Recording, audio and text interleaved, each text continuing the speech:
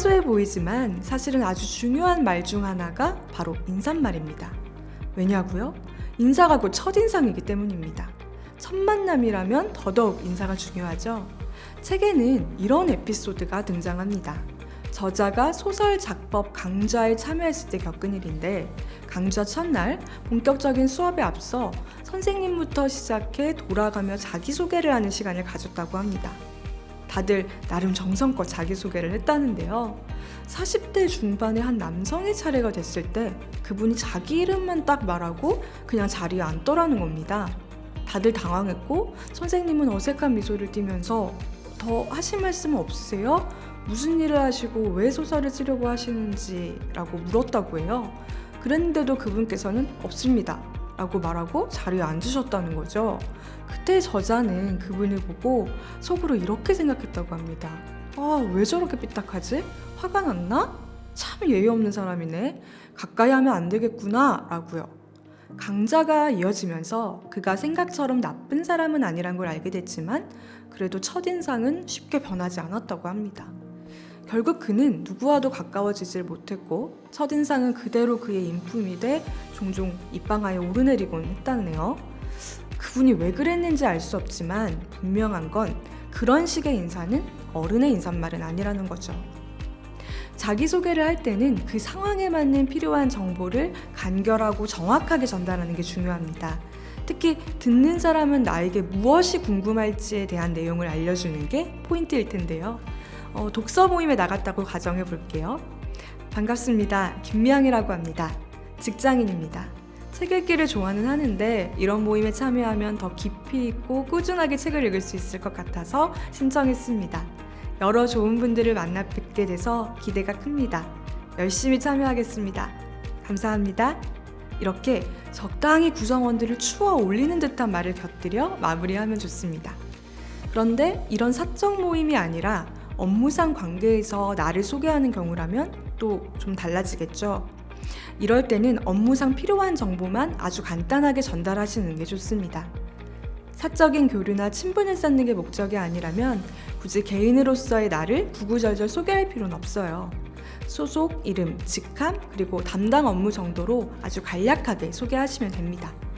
상대방이 직장 외부 사람이라면 회사명과 부서명을 함께 말하시면 되고, 서로 간에 이미 소속을 알고 있다면 이름과 직함만 밝혀도 충분합니다.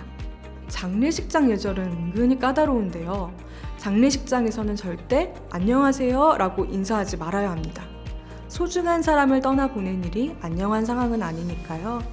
보통 지인인 유가족이 다른 유가족에게 문상온 손님이 누구인지를, 손님에게는 다른 유가족을 짧게 소개하는 시간도 분명 있을 텐데요. 소개를 받으면 가볍게 고개 숙여 인사를 나누시고 악수는 청하지 않는 것이 예의입니다.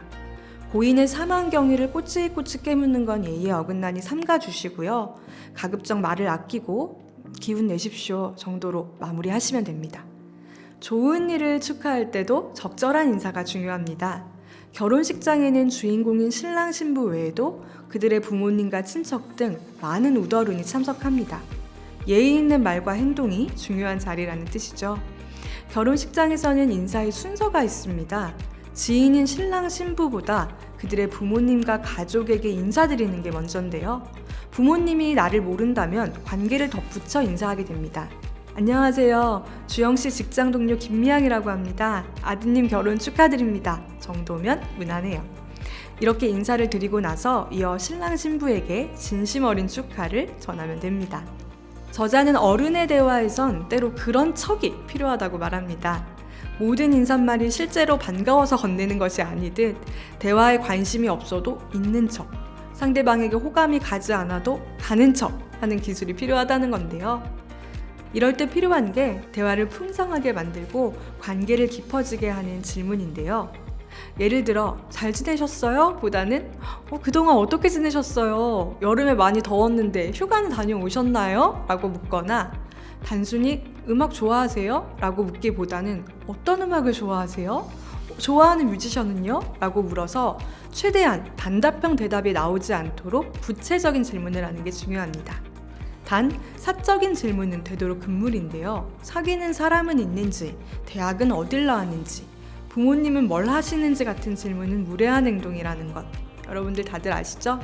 옷에도 TPO가 있듯이 말에도 TPO가 있습니다. 적재적소에 맞는 말을 쓸 때 비로소 품격 있는 말을 하는 어른이 될 수 있겠죠.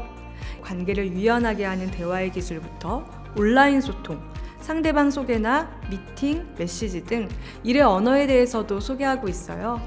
한번 읽기 시작하시면 금방 책장에 넘어가니까요. 술술 읽어보시면서 삶의 품격을 한 단계 더 높여보시길 바랍니다.